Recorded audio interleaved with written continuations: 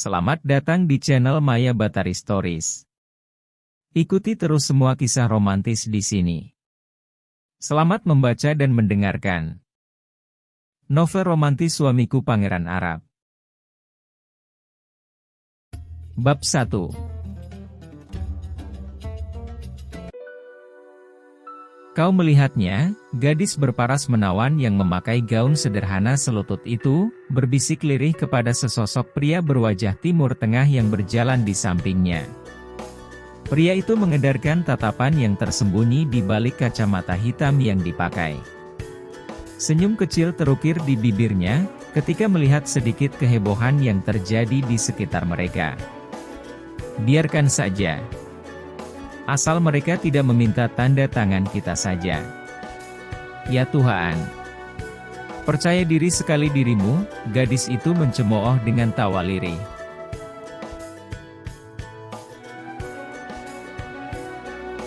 Raini bergelayut manja di lengan Said. Gadis itu seperti tidak memedulikan tatapan iri dari kaum Hawa, yang melihat kemesraan mereka. Menurutmu apa yang terlintas di benak mereka ketika melihat kita? Raini terdiam sejenak. Ingin menyuarakan apa yang terlintas di dalam kepala. Mungkin mereka berpikir aku adalah salah satu TKW yang beruntung dipersunting majikan kaya rayanya di Arab sana. Itu sepertinya terlalu biasa.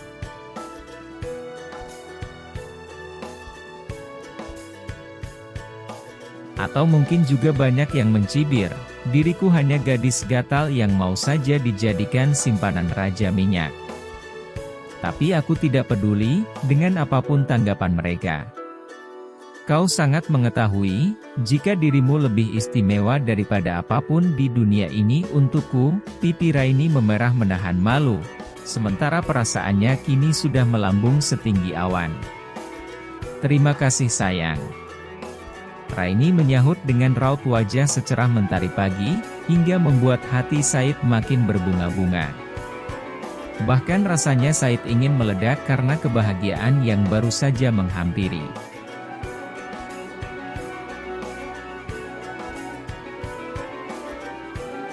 Jadi apa kita siap berangkat?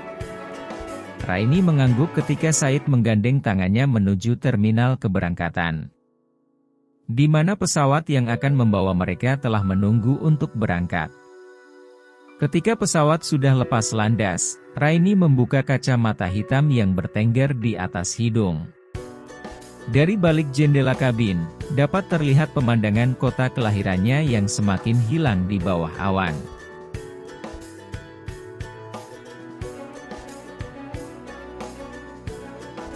Apa kau menyesali keputusanmu? Said menatap wajah sedih sang kekasih dengan tatapan lembut. Raini menoleh dan tersenyum, begitu melihat pria itu terlihat khawatir. Aku tidak akan memaksamu, kita masih bisa membatalkan semuanya. Sejenak Raini tergoda untuk kembali. Matanya pasti menjelaskan segala kebimbangan dan keresahan yang tergambar di sana. Akan tetapi jika kembali maka hidup Raini tidak akan sama lagi, tanpa pria itu di sampingnya. Aku sudah memilihmu.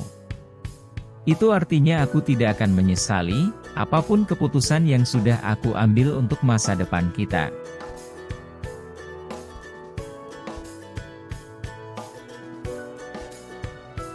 Ada kelegaan terpancar di mata kelam Said. Karena dirinya pun tidak akan sanggup, jika harus berpisah dengan Raini. Gadis itu telah mencuri setengah dari hidupnya.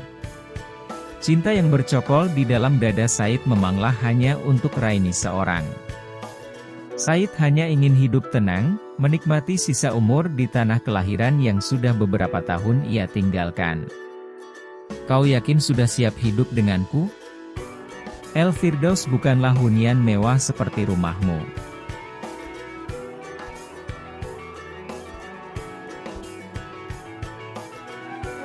Raini menggenggam tangan Said dengan erat, seolah jika tidak melakukan hal itu maka pria itu akan pergi darinya.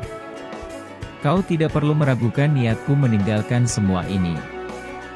Jika kau saja dapat melepaskan masa depan cemerlangmu di negaraku, maka kenapa aku harus meragukan bahwa kau sangat mampu memberiku kebahagiaan? Pasti banyak pasien yang akan kehilangan diriku. Benak Said kembali dihiasi bayangan gedung tempat praktek pengobatan yang dimilikinya, di mana setiap hari klinik kecil itu ramai dikunjungi orang. Meski hanya seorang dokter umum, namun masyarakat sangat percaya akan kemampuan dirinya.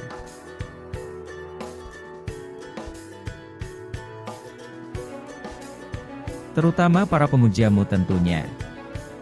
Dan semoga pabrik pengolahan kurma milik Emir, juga tetap bertahan di tangan Pak Fahri. Semoga saja. Karena Pak Fahri adalah salah satu pebisnis bertangan dingin. Pabrik itu seharusnya dapat berkembang lebih pesat daripada saat di tangan Emir. Apa kau sedang meragukan kemampuan bisnis kakakmu? Itu sama sekali bukan pemikiran yang baik. Raini berdecak sebal dengan pemikiran Said.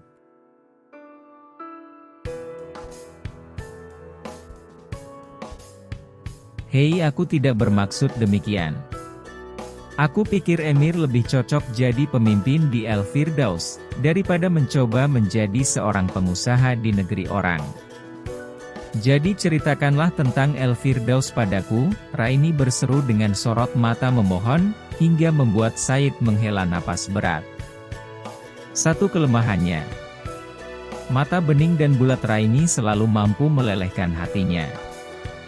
Raini mencoba mengalihkan segala kegundahan yang bercokol di hatinya. Ia memang terlihat tenang, tetapi sesungguhnya masih ada sisa kesedihan mendera di dalam relung hati. Ada sesuatu yang hampa tiba-tiba menusuk dada, namun tidak ingin Said mengetahuinya.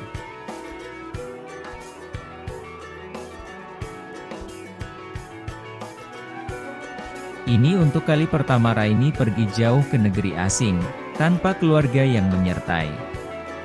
Tentu saja Raini sangat sedih, karena dirinya pun sadar entah kapan akan menginjakkan kaki di bumi pertiwi lagi. Namun genggaman jemari Said yang lembut dan senyum yang menenangkan, membuat hati Raini sedikit terhibur. Bahwa pria di sampingnya itu, pasti akan menjaga dan menyayanginya dengan tulus. Tempat tinggal kami serupa pemukiman di dekat oase besar bernama El Firdaus. Benar. Nama tempat tinggal kami diambil dari nama oase itu. Di sana kau akan melihat perkebunan kurma yang sangat luas, sumber dari penghidupan kami. Juga oase besar seperti danau di tengah padang pasir tandus dengan pagar pohon palem tinggi berjejer di sepanjang tepian. Said bercerita dengan mata menerawang, seperti dia pun telah begitu merindukan tanah kelahirannya.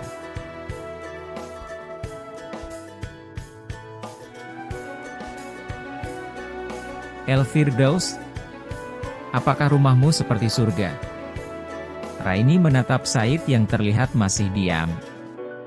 Raini mulai berimajinasi membayangkan tempat tinggal barunya nanti. Lebih dari sebuah keindahan di tengah padang pasir. Mungkin sekeping tanah surga yang dilemparkan Allah ke bumi. Tanah kami begitu subur, dan aku pastikan kau akan mendapatkan kamar terindah di dalam istana kami. Said tersenyum tanpa terlihat ingin menyombongkan diri atas kekayaan keluarga. Raini melirik sejenak pada Emir, kakak Said yang duduk di kursi di seberang mereka. Pria itu terlihat sibuk membaca buku ensiklopedi tentang Islam, dan terlihat tidak peduli dengan percakapan adik serta calon iparnya.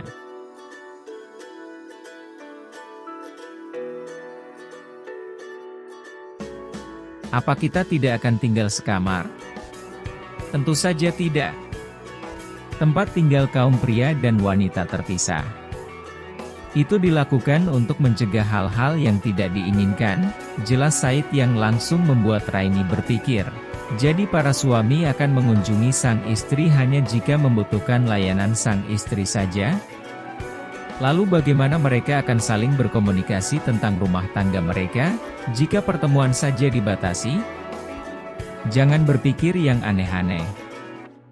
Apa yang kau bayangkan tidak seperti yang akan kau lihat.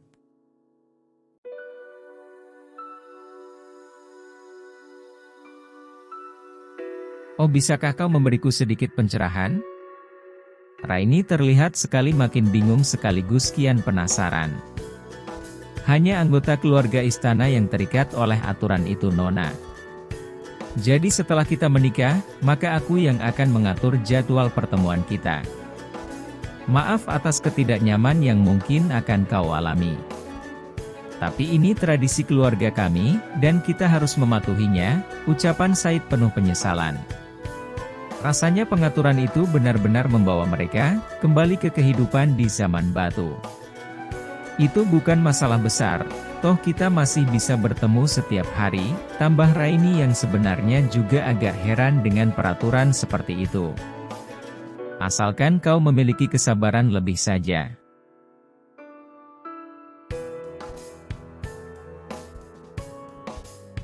Dengan kata lain kau ingin menggodaku begitu?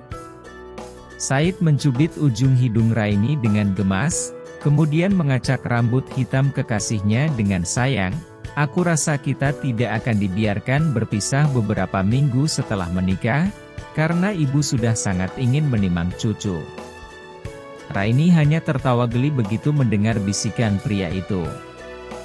Tetapi ia dapat membayangkan, anak-anak kecil lucu tengah berlarian di halaman sebuah rumah besar milik mereka. Sementara itu dirinya mengawasi dari kursi beranda, sambil membaca buku kesukaan. Semoga saja keinginan itu akan cepat terwujud. Kita tidak boleh kalah dari Emir, bisik Raini yang diikuti tatapan mereka pada sosok yang sedang dibicarakan. Emir sekilas menoleh kepada mereka dengan dahi sedikit terangkat, sebelum memberi isyarat agar kedua sejoli itu tidur.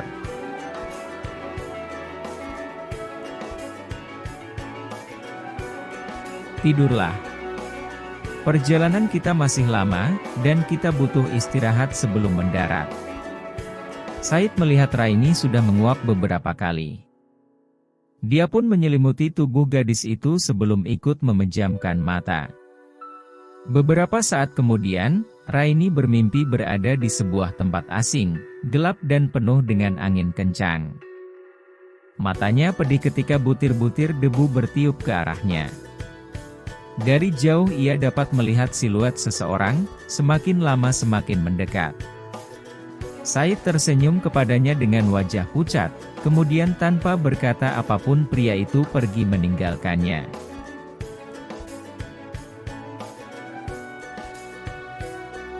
Bab 1. Perlahan kesadaran mulai menguasai Raini. Ia merasakan guncangan itu, dan ia juga merasakan genggaman erat tangan Said yang duduk di sebelahnya. Semua orang terlihat panik, bahkan Said memakaikan baju pengaman kepada Raini dengan tangan gemetar. Raini tidak tahu pasti apa yang sedang terjadi, yang jelas itu bukanlah mimpi. Pegang ini dan jangan pernah kau lepaskan, perintah Said sambil menyerahkan sebuah Al-Quran kecil ke dalam genggaman tangan Raini. Apapun yang terjadi, aku selalu menyayangimu. Kau harus berbahagia meskipun tanpa diriku.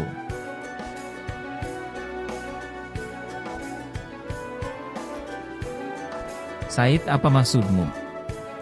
Memangnya apa yang terjadi dengan pesawat kita? Raini tergagap. Suaranya harus bersaing dengan keramaian orang-orang dan deru mesin pesawat yang tidak wajar. Matanya mulai dapat menangkap kekacauan yang terjadi pada seluruh penumpang. Hampir semua orang berebut, seperti hendak keluar dari pintu darurat. Dengan perasaan gugup, Raini mendekap erat Al-Quran dari Said.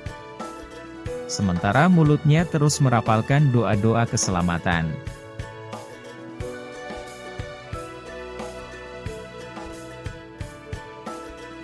Pesawat ini mengalami masalah pada salah satu mesin.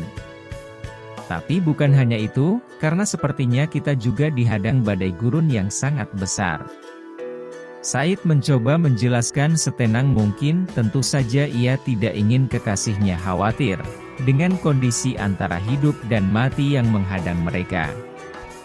Apa kita tidak bisa menghindar? Raini kini mulai memahami situasi. Ia tidak henti-hentinya memanjatkan doa dalam hati, agar peristiwa buruk itu tidak terjadi.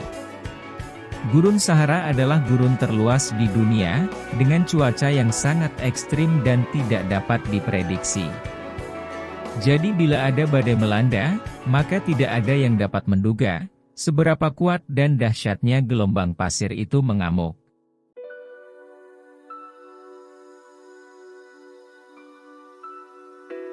Pilot berusaha membelokkan pesawat, tapi kondisi turbin pemutar baling-baling tidak berfungsi maksimal. Aku rasa pasir yang terbawa angin mulai merusak baling-baling. Said menjelaskan dengan masih menggenggam tangan Raini makin erat. Sementara bibir Emir terlihat tak berhenti komat kamit seperti sedang berdoa. Raini hanya mampu memejamkan mata dengan perasaan ngeri. Secara tidak sengaja, ia dapat melihat bencana besar itu. Amukan badai pasir tinggi seperti gelombang tsunami, mulai datang bergulung-gulung hingga menutupi cahaya matahari. Raini tidak lagi mendengar jeritan penumpang yang lain. Karena saat itu Said memaksa tubuhnya menunduk, sementara tubuh pria itu melindungi di atasnya.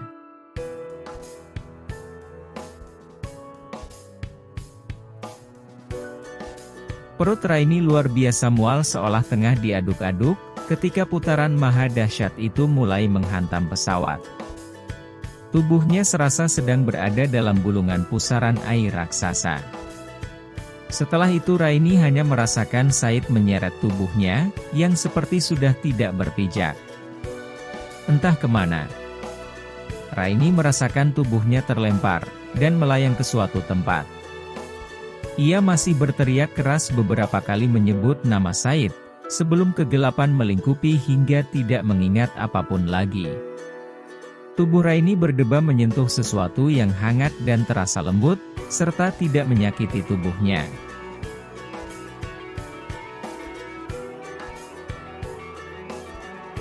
Samar-samar Raini dapat melihat sosok Said, yang melambaikan tangan di kejauhan. Senyum mengembang di bibirnya yang terlihat bercahaya.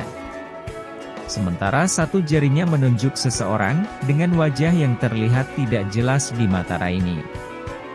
Pria itu berdiri diam tak jauh dari Raini. Sementara tubuh Said terus menjauh, seolah ingin meninggalkan dirinya. "Said!" teriak Raini ketika membuka mata dengan tatapan nanar.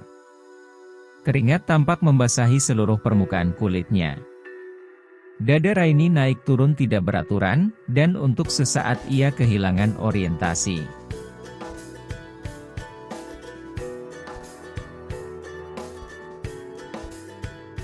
Matanya nyalang menatap sekeliling. Ia terlihat terkejut ketika mendapati seorang wanita asing berwajah teduh, sedang memperhatikannya dengan khawatir. Meski tertutupi dengan senyum menenangkan. Wanita itu sangat berbeda dengan orang Arab pada umumnya. Wajahnya lebih menyerupai orang Eropa dengan mata sebiru lautan. Mata biru itu mengingatkan Raini akan kemilau indah bongkahan batu safir. "Alhamdulillah. Syukurlah akhirnya kau sadar sayang." Wanita itu duduk di pinggir ranjang, tidak jauh dari Raini yang baru terbangun dari pingsannya. "Kami sangat cemas dengan keadaanmu. Tapi Tuhan akhirnya benar-benar menyelamatkanmu."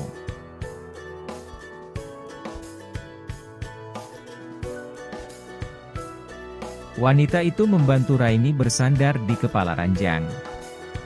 Seorang pelayan meletakkan bantal-bantal empuk di belakang punggung, untuk menopang tubuh gadis itu. Raini merasa nyaman, meski seluruh tulangnya serasa remuk redam. Kulit di beberapa bagian tubuh yang terbuka terlihat gosong dan mulai mengelupas, mungkin hal itu dikarenakan panas yang berlebihan. Namun otak Raini serasa sangat lamban untuk memikirkan segala yang sudah terjadi terhadapnya. "Minumlah air putih ini dulu. Kesegarannya tidak kalah dengan zam-zam di Mekah." Suara lembut wanita itu mengalun, seolah mengerti jika tenggorokan Raini serasa kering kerontang. "Setelah itu kau harus makan untuk memulihkan tenagamu."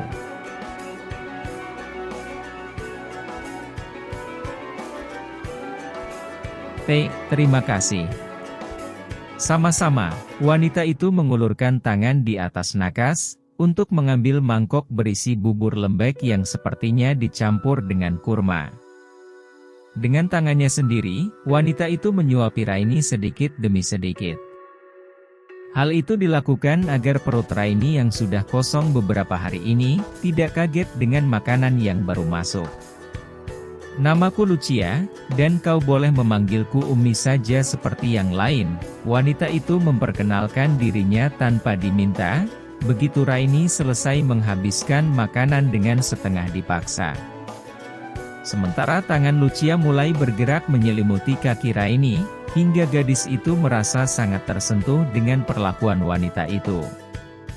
Wajah Raini sudah terlihat memerah, tidak sepucat saat masih pingsan. Apa kau merasa sudah lebih baik?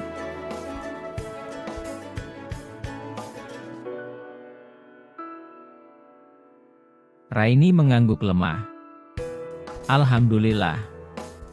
Terima kasih sekali lagi Umi.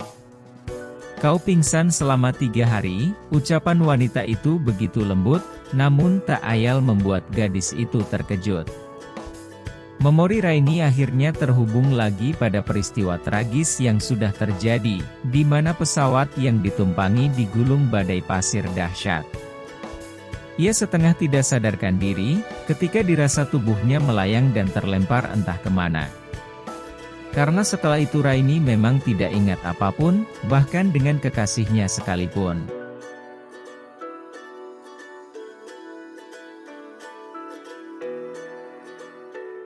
Said. Di mana Said? Di mana semua orang? Raini kini mulai dihinggapi rasa panik. Ia melempar selimut dan secepat kilat melompat dari ranjang. Namun tubuhnya oleng dan ambruk menghantam lantai. Raini masih berusaha berdiri, namun seolah kakinya sudah melumar seperti jeli. Sementara air mata mulai membasahi kedua pipi Raini. Perasaan cemas merayapi dadanya mengingat nasib Said dan Emir. Lucia segera memanggil 2 pelayan wanita untuk membantu membopong tubuh Raini yang lemah kembali ke atas ranjang. Raini hanya menurut karena ia pun merasa tubuhnya tidak mau berkompromi.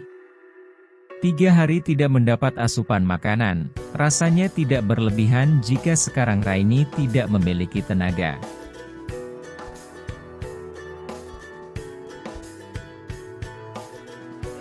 Kenapa jadi seperti ini? Di mana aku sebenarnya?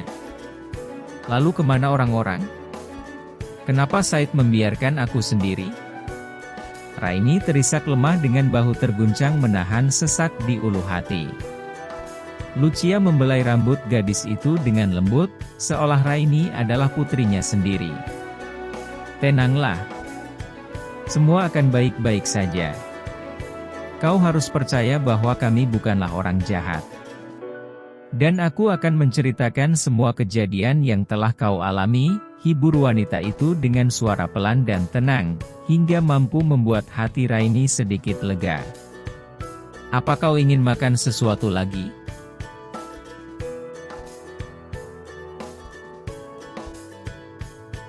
Raini hanya menggeleng.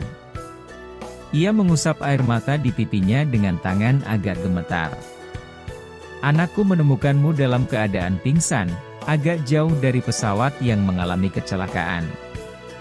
Sepertinya badai dahsyat yang kedatangannya selalu tidak dapat diprediksi itu, telah menjatuhkan pesawat itu. Apakah kau salah satu dari penumpang? Raini hanya dapat mengangguk mengiyakan. Lidahnya terasa keluh untuk mengatakan meski hanya satu kata saja. Ketika Zafir menemukanmu, seluruh penumpang sudah berhasil dievakuasi dan dibawa pergi. Seluruh tubuhmu tertimbun pasir. Hanya satu tanganmu yang terlihat, hingga Zafir melihatmu secara tidak sengaja. Tentu saja kondisimu sudah sangat kritis dengan hampir kehilangan napas, untungnya Allah masih melindungimu.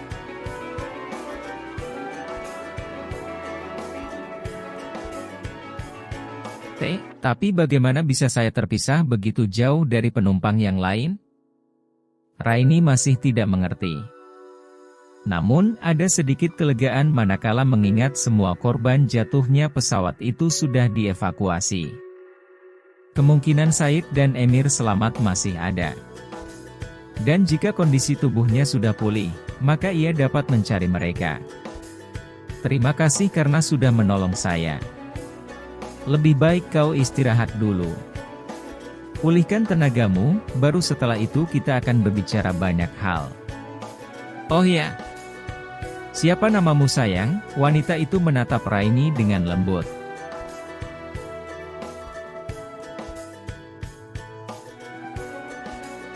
Nama saya Raini, Ummi. Baiklah Raini. Nama yang sangat bagus. Tidurlah dulu.